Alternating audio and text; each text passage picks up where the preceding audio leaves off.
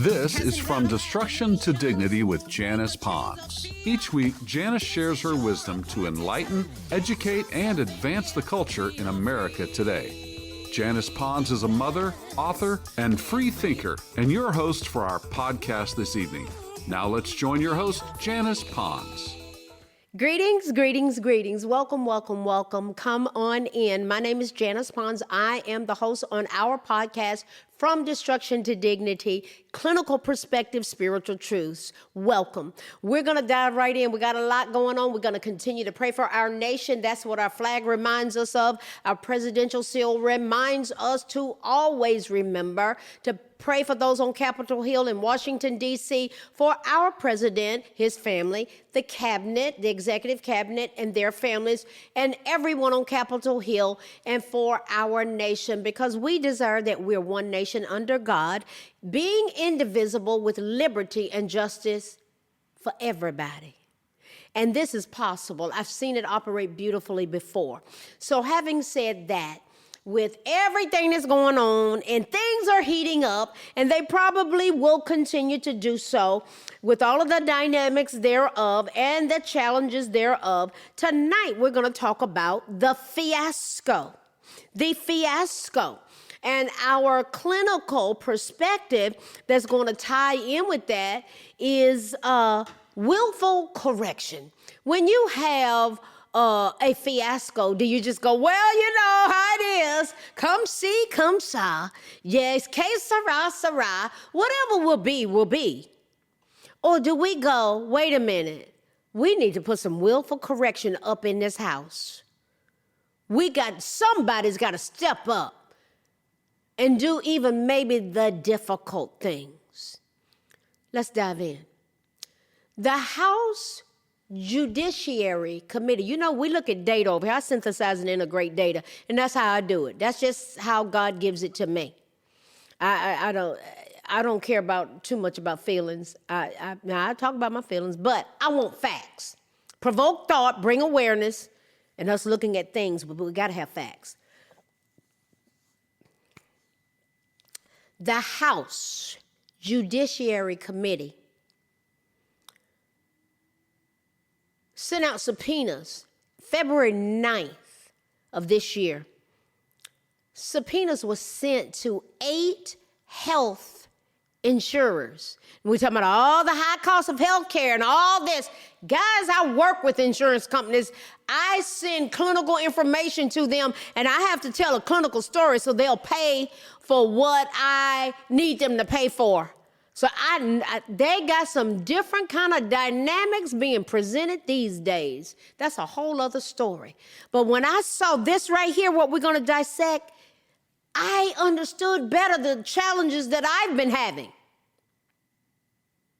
If you look at the stock, just look at the stock of what's going on with these MCOs and these insurance companies. And these people have high-paying positions. When you're talking about your stock dropping 50%, somebody's got to go. There's a lot going on. But guys, there's been so much fraud. There's been so much fraud and money laundering fronts, even with insurance companies. Scamming. Let's dissect this. So, February 9th, subpoenas were sent to 8 health insurers seeking documents about potential fraud issues related to the ACA marketplace subsidies, Obamacare. Guys, it is a mess. I knew it was going to crash. It's not sustainable. Stick with me. The subpoenas target Blue Shield of California, Centene, CVS Health, Elevance Health, GuideWell, Healthcare Services Corporation, Kaiser Insurance Companies, and Oscar Health. I think it was Kaiser Permanente, I think that was the name of it. and Oscar Health. All 8 had failed to fully comply with a voluntary document request the committee sent in December of 2025. Why? Why wouldn't they provide documents? So they had to be subpoenaed.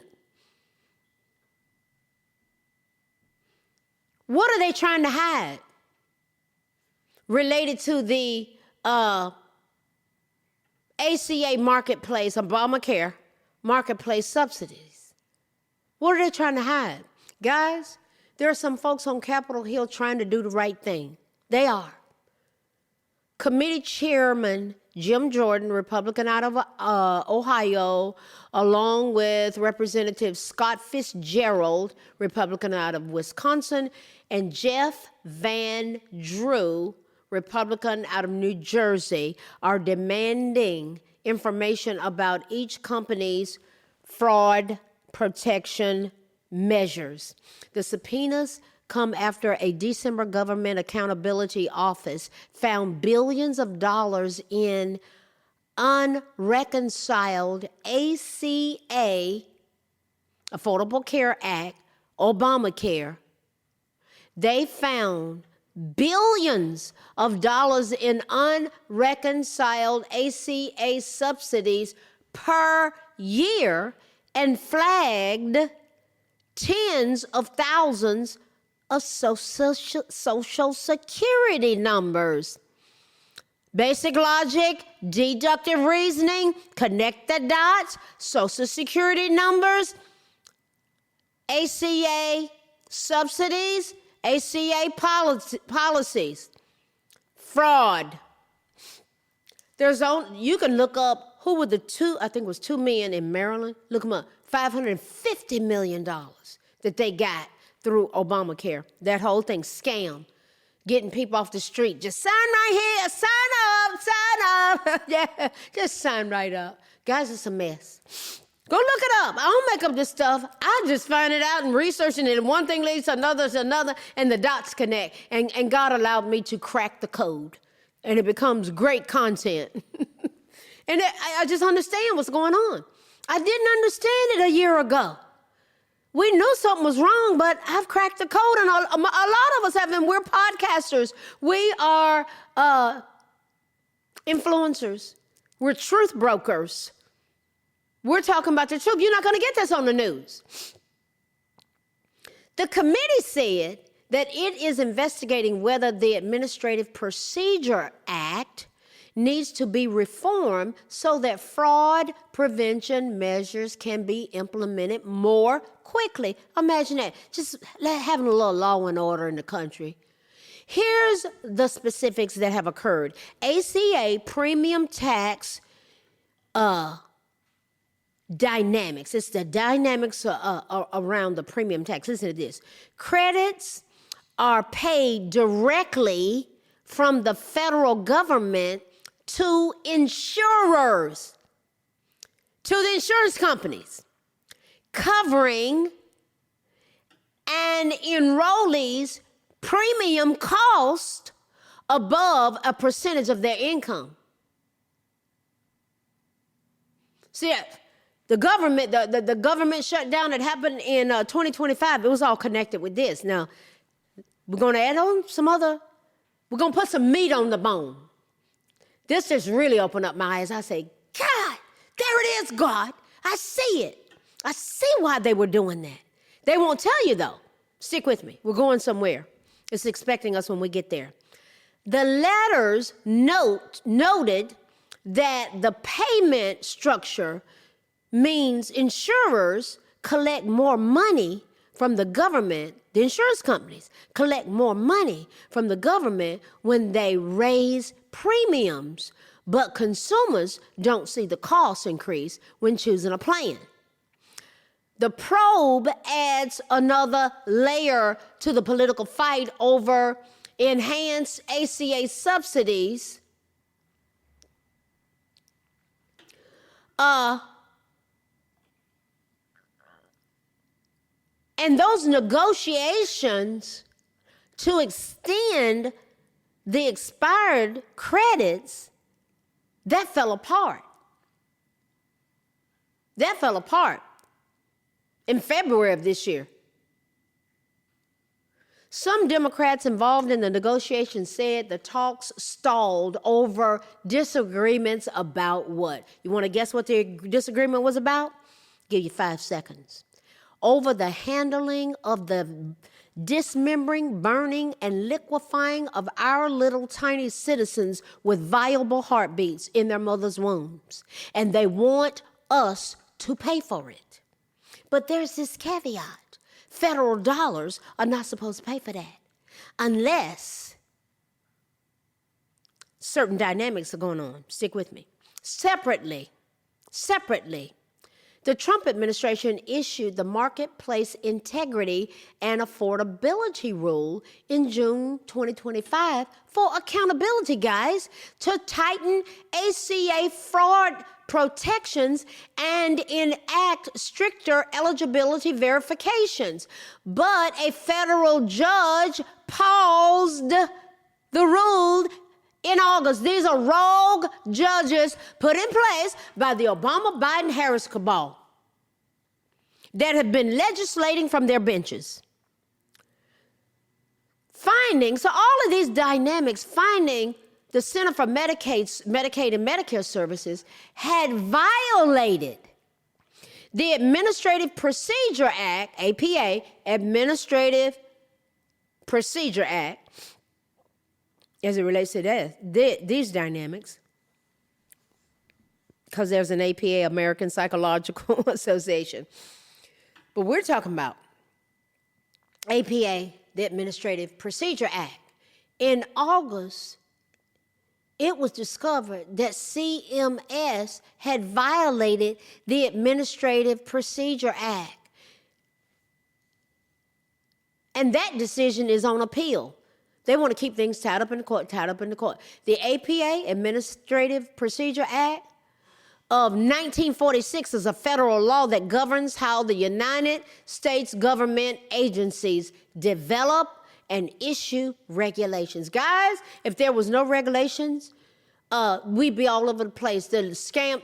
And see, here's the deal. How are all of these fraudulent scams and money laundering fronts able to get out of control to the tune of billions upon billions of dollars through one group of people, Somalians, who were dropped off in Minnesota under the leadership of Ilhan Omar, and get away with it? Not adhering to APA, Administrative Procedure Act. God, listen, God is a God of order. There's law and order, and these people overrode. They did not follow the law. And all President Trump has tried to do is implement the following of laws, from ICE to this to so many things, to illegal immigration. Come in here, but come in the right way. And then they're like, well, he's racist. He's racist against the brown people, the Somalians. He said, get them out of here. And I agree. And so do millions of others. The majority of Americans do. We want you here, but you got to come in the right way.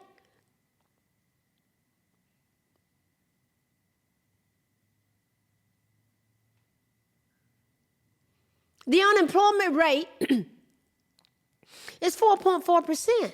But with those Somalians, the unemployment rate, 30 and 40%, how they gonna eat? They don't work. Ranging from 18 up to 64, they don't work. And some of them will become millionaires off of our money. That's why I say they got over on us like a fat rat. On February 9th, CMS unveiled a proposed rule. Guys, there's so much going on. They unveiled a proposed rule that would tighten eligibility verifications and reintroduce several program integrity measures that were blocked by the federal court. So we got a new administration in there with laws and guidelines, and courts, judges are blocking it. Is the picture clear? As we put meat on the bone, you understanding now? Negotiations to extend the ACA enhanced tax credits that expired at the end of 2025, guys, they've collapsed. Oh, yeah.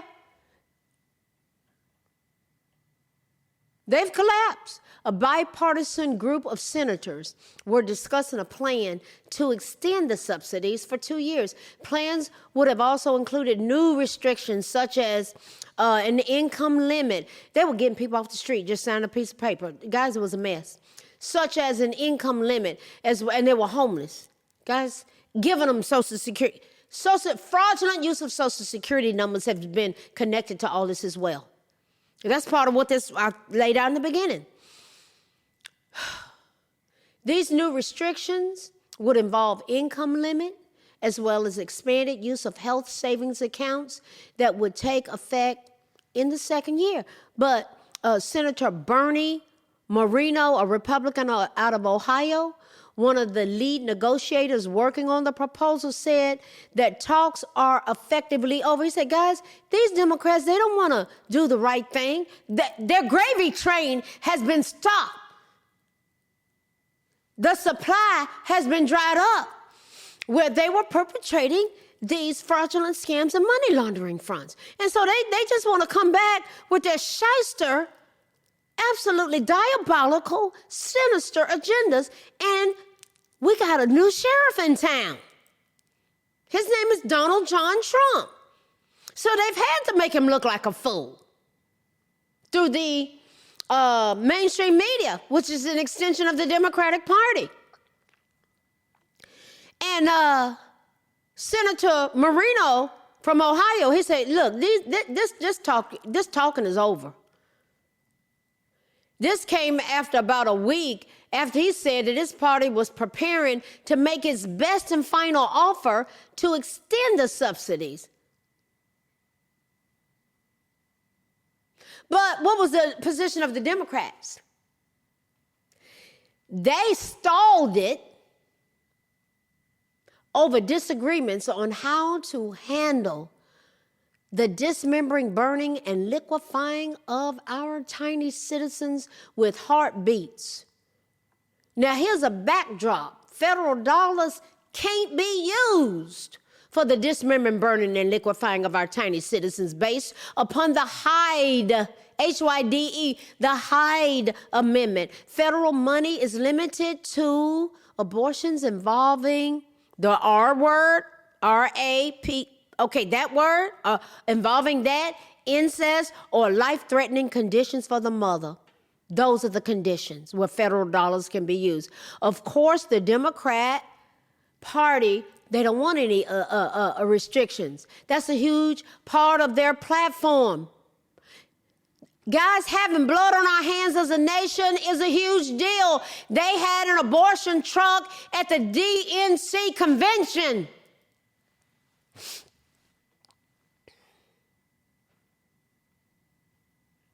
Here's the heart of the issue. ACA marketplace plans can cover abortion services, but federal law prohibits the use of federal funds for that, except in the cases of the R word, that someone had accosted upon their bodies, or incest, or when a mother's life is at risk. According to the report, while subsidies can be applied toward plans that include abortion coverage, enrollees must pay a separate out-of-pocket amount for that portion of the premium. In other words, we're not paying for it as taxpayers. We stopped paying for biological men being in the showers with our women in the military as they were terrorizing, screaming, and tripped out. We stopped paying for this, but under the Obama, Biden, Harris cabal and the ACA not even being scrutinized, not even being monitored, that's what we were paying for, even for young girls. Anti-abortion activists argue the subsidies still indirectly support abortion coverage. And our federal dollars are not supposed to do that. This is why the government shutdown happened. They don't tell you this kind of stuff. Once we crack the code, you need to listen to us that understand what's going on. And half of y'all running around here deceived and hating Trump. I don't want that blood on my hands. My paycheck going towards paying for this. Senator Tim Kaine, Democrat of Virginia, said his party approached Senator Moreno about removing the prohibition on using federal dollars to fund abortions put into the provision, creating health savings accounts, according to the report. Guys, Senator Moreno, he said, these talks are over. We're not going to do it. Listen, he said this: Republicans will never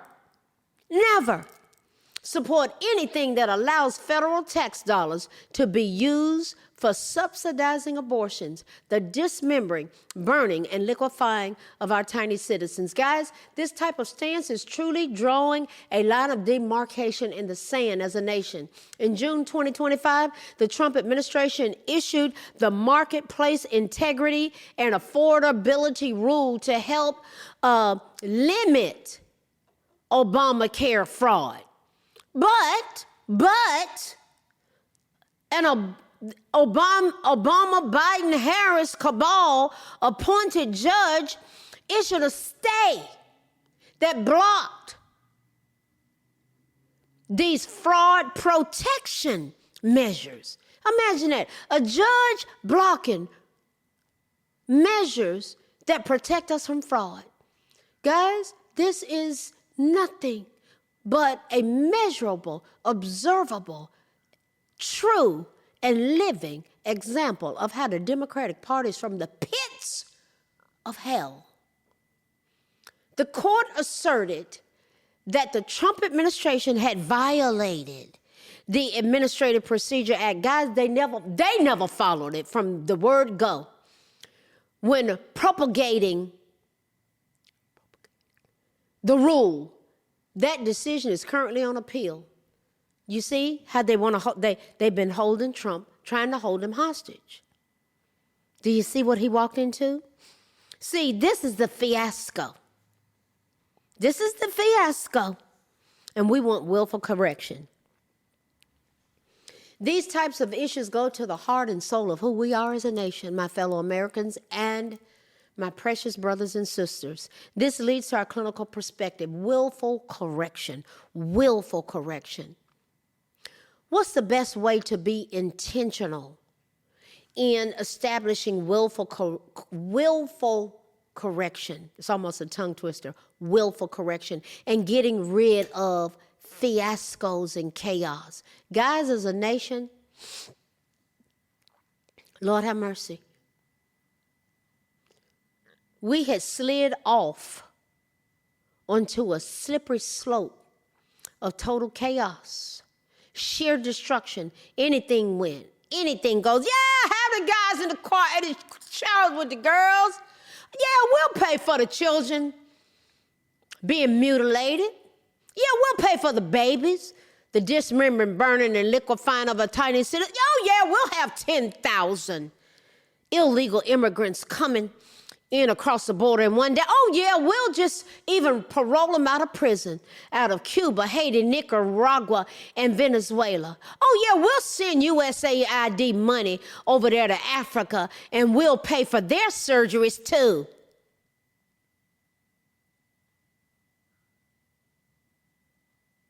The Democratic Party even had an abortion truck at their convention. The blood on the hands of this nation has to be addressed. They're so open with their culture of death.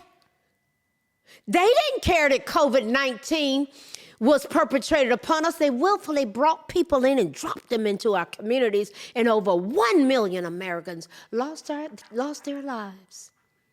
They wouldn't even allow the proper medication to be given to people, disallowed it in protocols in the hospital because they wanted to push this vaccine. And let me say this, I'm going to go on and address this. President Trump, they willfully perpetrated upon the whole nation, and he was president then, and he had to, what are we going to do? What was he going to do? Well, we know, no, we're not going to, no, we can't take that medicine. Well, they drug him into the middle of a mess. The plandemic. Let me move on. They created disorder. But when you're getting order out of chaos, it requires a structured approach. What would happen if we recognized and took ownership of the disorder? Own it. Create a plan and taking small, consistent action. I have been involved in this on just all my life and what I do and what I'm called to do professionally. I want us to look at how we can challenge our thinking to implement more order on a personal level. Because if we take care, so you got micro and you've got macro. You got larger, you got smaller. So guys, we got to look at it the smaller because we're surrounded with people that are totally out of control. We see their posts, some of them are out of their minds, and some may even have presentations of full-blown delusions. It's not, they are out of touch with reality. What would happen if we implement daily routines in the morning to get ourselves grounded, and in the evening, such as something, and it's called, I think it's called the touch it once rule. The touch it once rule for task, where the touch it once rule for task. Touch it once rule for task, where we utilize this as a productivity principle so we can get things done. I'm going to look at this email once and I'm going to take care of it. I'm going to do this paperwork and I'm going to take care of it. God, I need that at work so bad. I get interrupted all day long. I'm not complaining, but I'll end up coming back. I touch it more than one time. I do, but I love that. Touch it once. That what am I going to do? Take care of it. And what I started doing, I get interrupted all day long. It's a part of what I do, but I'll have them to wait. I said, hold on one second. Hold on one second. Let me just finish this sentence because I got to get this email out. And they can just sit down and wait. And it might take me 2 minutes. It might take me 3. It might take me 30 more seconds. But if I stop and something else, they brought something to me. And then where was I? And then I lost my train of thought. Do you understand? The touch it once rule for task.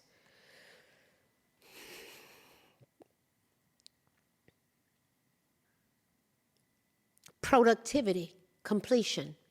What would happen if we declutter visible spaces first? Oh, I got to do that at my desk, yeah. Set meaningful rather than just haphazard goals to create lasting organization. When my desk is clear, when my home is clean, when my bed is made, there was a general. He said, make up your bed every morning. It's going to give you a sense of accomplishment starting out the gate. Suppose a group of people actually comes to the conclusion that they're going to do what it takes to bring correction and improvements. A group of people. What are some things that need to be taught about to help them to reach goals? What would happen if we establish routines and habits? This involves leadership making decisions to stick to protocols. We're talking about willful correction. Willful corrections. Groups of people coming together. This is what we're going to do. We're going to establish routines and habits as leaders. We're going to stick with this protocol, and we're going to avoid procrastination. We're going to delegate. You do this part, I do that part. We come back, process it, synthesize it, integrate it. I love this kind of stuff because I know what it does. What would happen if we had habitual patterns of morning focus, starting with 45 minutes to review goals, prioritize our to-do list, and clear out that mental clutter? What would happen if we use our evenings as a reset or closing reset for the next day? What would happen if we perform a 10-minute clean sweep of the day's activities? What would happen if we had time and we took the time and we had time and took the time for task management to avoid fiascos? Actually addressing things. Guys, the Obama, Biden, Harris cabal, they just let things go. They willfully orchestrated it.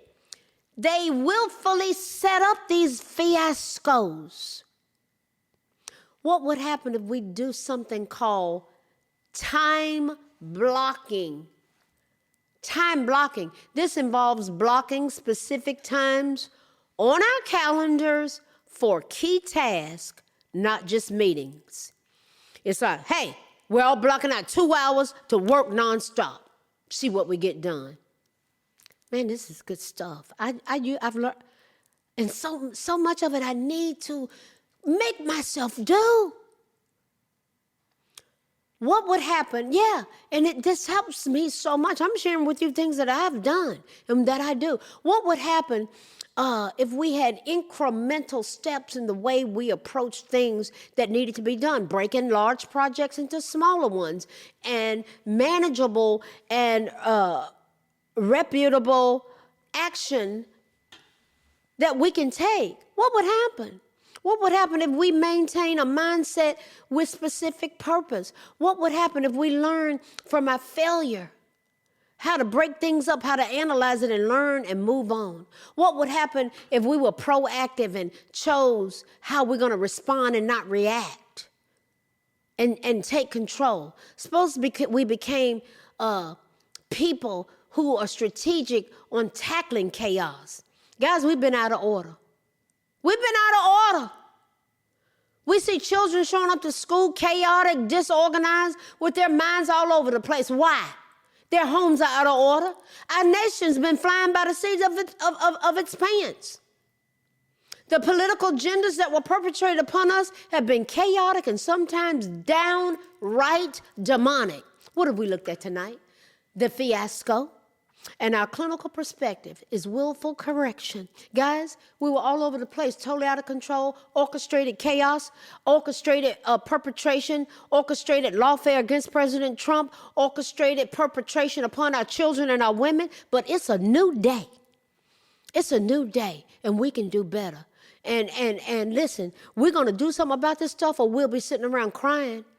We can't afford to do that. So we're going to keep dissecting these things. Guys, we got the answer. We're going somewhere. It's expecting us when we get there. As we continue to go from destruction, everything I've been talking about, those are destructive patterns, what was going on with the ACA and this fraud with those 8 insurance companies and them not turning in what they needed. What were they hiding? It's a new day. As we continue to go from destruction to dignity, clinical perspectives, strategies, skills, tools, a way of thinking, a way of us uniting as one, being a more perfect union, us flowing together as one. A house divided against itself can't stand. But boy, we are a force to be reckoned with if we stand together as one and even consider what would happen if. We're going to keep going from destruction to dignity, clinical perspectives, spiritual truths. Guys, we are a powerhouse. Greater is he that's in us than he that is in this wicked world.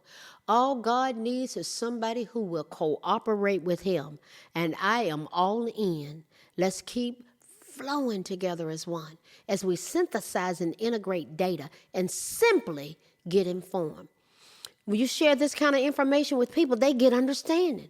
Wisdom is the principal thing. Therefore, get wisdom. But in all I get it, let's get understanding. I will see you next week as we continue to dissect these things. See you next time. Good night. Thanks for listening to this week's episode of From Destruction to Dignity with Janice Pons. Janice's mission is to provoke thought, bring awareness, and point people towards intervention when needed. As a reminder, this show is not therapy, but for educational purposes only. For more information, check out JanicePons.com or follow her on social media. We are one power, strength is ours, liberty, been set free, education, affirmation, dedication, information, revelation.